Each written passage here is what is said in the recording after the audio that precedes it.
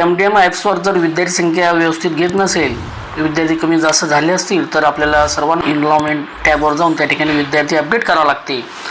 या क्रोम ब्राउझरला या ठिकाणी मी क्लिक करतो, MDM पोर्टल एवढं टाईप करतो या ठिकाणी, किंवा याची लिंक मी तुम्हाला व्हिडिओच्या डिस्क्रिप्शन बॉक्समध्ये देऊन टाकेल। याला या ठिकाणी क्लिक करतो। या ठिकाणी नेहमीप्रमाणे आपलं यूजर ID पासवर्ड टाका, कॅप्चा भरा आणि लॉग इन हे सर्व प्रोसेस या ठिकाणी मी करून घेतो आणि लॉग इन होतो। लॉग इन झाल्यानंतर या ठिकाणी या चेक बॉक्सला क्लिक करा आणि सबमिट करा। याला या ठिकाणी क्लिक करतो आणि सबमिट ऑप्शनला या ठिकाणी क्लिक करतो। या ठिकाणी बघा आपल्याला या ठिकाणी यायचं आहे, आपल्याला ही जी टॅब दिसते बघा एनरोलमेंटची टॅब, एनरोलमेंटच्या टॅबला या ठिकाणी आपल्याला क्लिक करायचं आहे।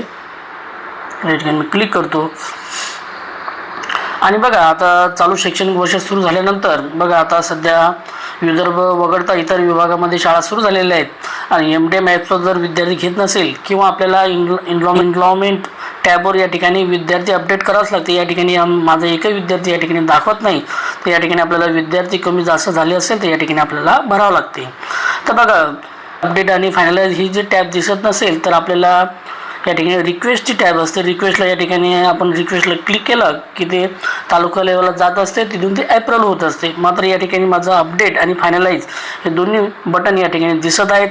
तर या ठिकाणी मी माझ्या शाळेचा पट सध्याचा चालू शैक्षणिक वर्षाचा म्हणजे 2026-27चा पट या ठिकाणी मी टाकून घेतो। दिसते बघा अपडेटला या ठिकाणी क्लिक करायचं। या ठिकाणी मला अपडेटला क्लिक केलं, या ठिकाणी बघा डाटा सेव्ह सक्सेसफुल असं म्हटलेलं आहे। आता डाटा सेव्ह सक्सेसफुल म्हटलं की या ठिकाणी बघा तुम्ही पाहू शकता, याला आपण चेंजही करू शकतो सध्या, कारण आपण फक्त अपडेट केलेलं आहे।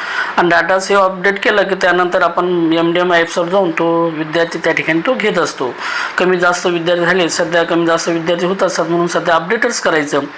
आणि आपल्याला एकदा माहीत पडलं की हे आपलं सर्व विद्यार्थी व्यवस्थित आहेत, आता कमी जास्त होणार नाहीत, तर मात्र मग नंतर फायनलाइज करायचं। फायनलाइज बटनला क्लिक करायचं, फायनलाइज करून घ्यायचं। त्यानंतर यामध्ये कोणत्याही प्रकारचा बदल करता येत नाही। मात्र कमी जास्त विद्यार्थी होत असतात म्हणून फक्त सध्याचं अपडेट ठेवायचं, फक्त अपडेट करायचं। डाटा सेव्ह सक्सेसफुल या ठिकाणी मी क्लिक करतो आणि कारण आपल्याला नंतरही बदल करता येते। मात्र एकदा माहीत झाल्यानंतर आपल्याकडे आता विद्यार्थी कमी जास्त होणार नाहीत, कारण तालुक्यावरून आपल्याला फायनलाइज करायला सांगतात किंवा ते करून देतात। तर हे फक्त या ठिकाणी मी अपडेट केलेलं आहे, कारण आता आमची सध्या शाळा सुरू झालेली नाही। तुम्ही फक्त या ठिकाणी एनरोलमेंटमध्ये जाऊन विद्यार्थी संख्या सध्याचा विद्यार्थी संख्येचा पट या ठिकाणी टाकू शकता आणि अपडेट करायचं। अपडेट केलं की MDM ॲप्सवर आपले ते विद्यार्थी चालू शैक्षणिक वर्षाचे विद्यार्थी या ठिकाणी तो MDM ॲप्सवर घेत असतात। अशा प्रकारे आपल्याला ही प्रोसेस करायची आहे। अशाच प्रकारचे व्हिडिओ आवडल्यास व्हिडिओ लाईक, शेअर आणि सबस्क्राईब करायला विसरू नका। थँक्यू।